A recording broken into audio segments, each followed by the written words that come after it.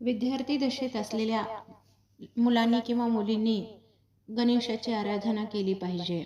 त्यामध्ये संक्षिप्त अशी आराधना मी आज तुम्हाला सांगते. नारद ऋषींनी निर्माण केलेलं गणपती स्तोत्र उपयुक्त असं विद्यार्थ्यांनी लवकर वेळेमध्ये होते आणि दररोज करावं त्याचं पारायण. श्री गणेशाय नमः.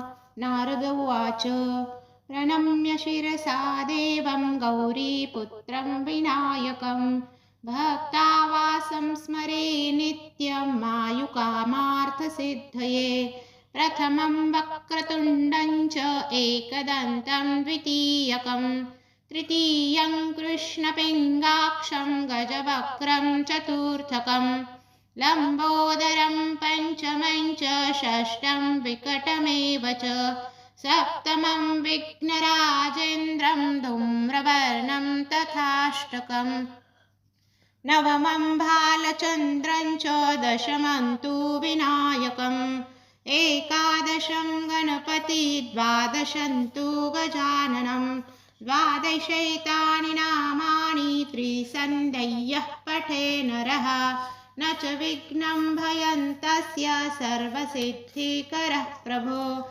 विद्यार्थी लभते विद्या धनार्थी लभते धनं पुत्रार्थी लभते पुत्रान् मोक्षार्थी लभते गतिं.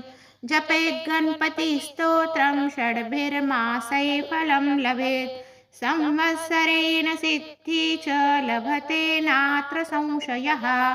अष्टेभ्यो ब्राह्मणेभ्यश्च लिखित्वा यः समर्पयेत् तस्य विद्या भवेत् सर्वा गणेशस्य प्रसादतः. इति श्री नारदपुराणे संकष्टनाशन नाम गणपतिस्तोत्रं सम्पूर्णम्.